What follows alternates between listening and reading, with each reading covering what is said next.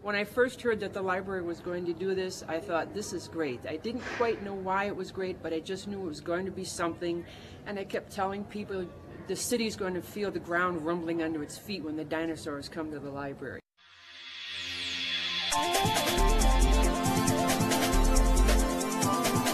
The Gail Borden Public Library experienced a dinosaur invasion in the summer of 2005. Dinos on parade, 4-foot by 8-foot decorated fiberglass dinos began appearing around the community in July. Their message? Have fun with us. Take pictures. Think dinosaurs. Think library. The big dinosaurs are coming to the library in September. Due to a generous gift from the Grand Victoria Foundation, Giants, African dinosaurs created by Project Exploration opened at the library in September. We're always looking for ways to showcase the best that Elgin has to offer, and clearly the library, just the library as an institution and as a new building and so on, is one of the things that we're most proud of in Elgin and really showcases our community well. But then to bring a world-class exhibit like this to our city, and the library board and it deserves a lot of credit to really bring a first-class exhibit like this to the community. This project represents two things that the foundation really believes in, and that's leveraging resources and civic engagement. And the Giants exhibit has really set this community on fire. Folks are excited, folks are proud, and so we were delighted to be a part of helping to make this vision a reality. We knew from the beginning that if this was going to succeed, that it had to be a total community effort, not just the library, and that did happen, as you can see from the support and from all the business support that we received. There are dinosaurs all over town. You can't go anywhere and have a conversation with folks and they're not talking about the dinosaurs. There are sponsors that sponsored these pieces of sculpture to advertise the great show of the dinosaur bones and those programs, and that's been an unbelievable success. Well, we've been longtime supporters of the library. Kiwanis stands for building and building community, and of course our number one priority is children. So when you put those two words together, children and community, you sort of come up with library. I've always loved dinosaurs, so I thought I have to get involved with this, and I called right away.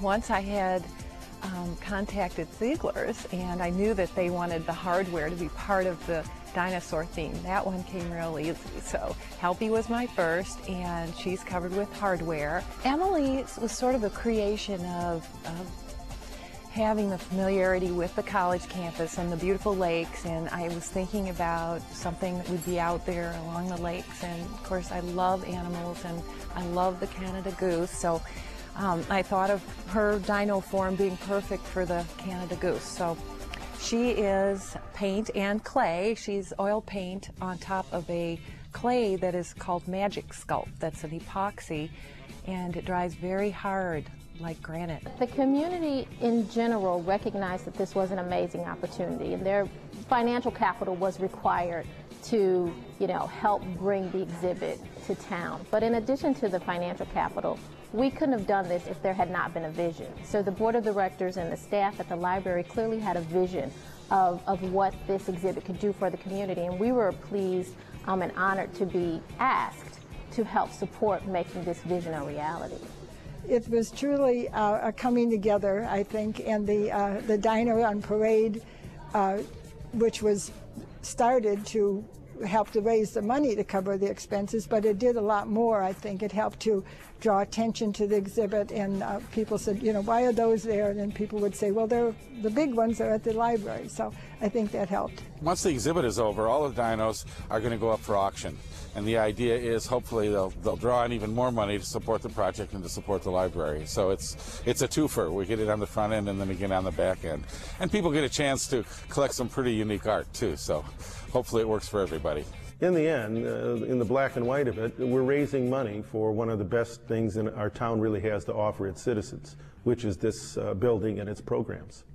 With the help of the Gail Borden Foundation, headed by Harry Blizzard, they assumed a very large and very needed task of funneling all of the donation money, and from the Dinos on Parade, all of that was foundation work to raise the money, because though the generous gift from the Grand Victoria paid for the rental of the exhibit to Project Exploration, The library, of course, had many other expenses. But we always thought it was a wonderful educational opportunity because from the material that we were given about project exploration, we know how much children love dinosaurs and that it would encourage them to come into the library and see all the other wonderful things that we have.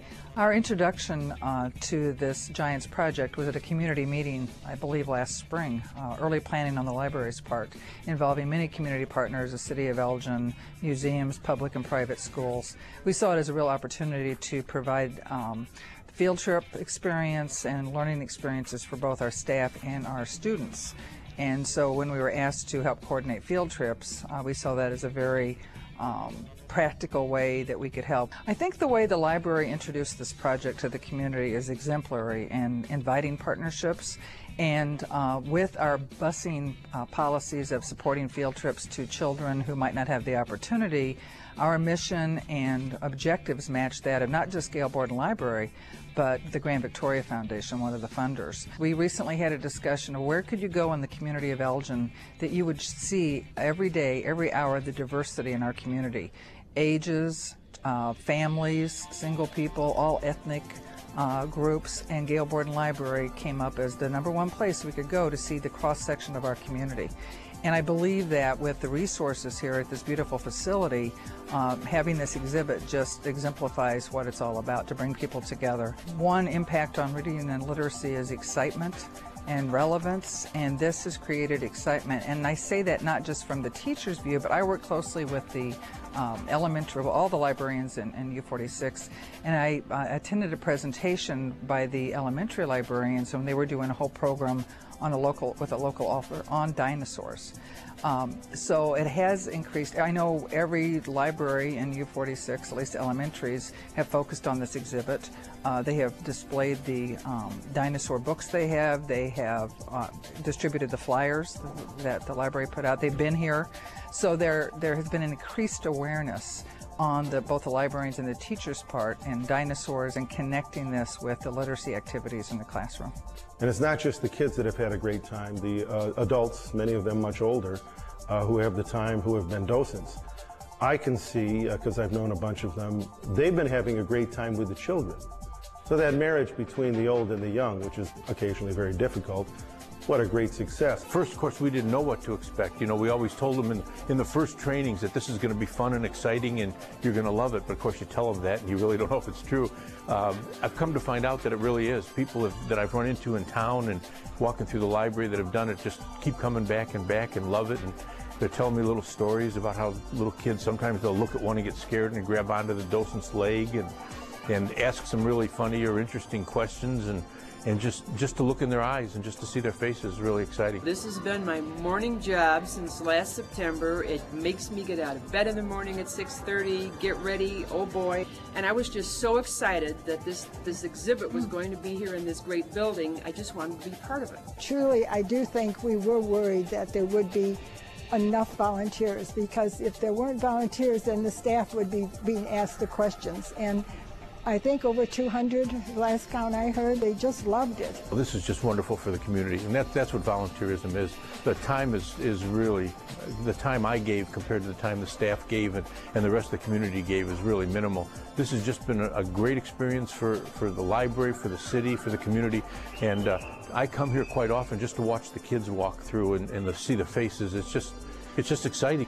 People, I think, that maybe never would have come into the library, came to see the dinosaurs and then saw the rest of it. And that's our goal, is that many more people in Elgin will use the wonderful facilities here at Gail Borden. I think this is a tremendous opportunity for the community. For, as a former educator, I think it has tremendous educational benefit. And so the opportunity to participate in something that benefits the community widely, as well as the kids, and advancing education and science is really important to me. Folks don't generally think of a library as a place where dinosaurs come to hang out. So I think it's really helped us think differently about how we use public spaces. When folks walk into the library and see the potential of this facility, it looks as if the library was built for Jabaria, and we all know that that's not the case, but it's really, I think, opened up the possibilities of how we use public space in our community.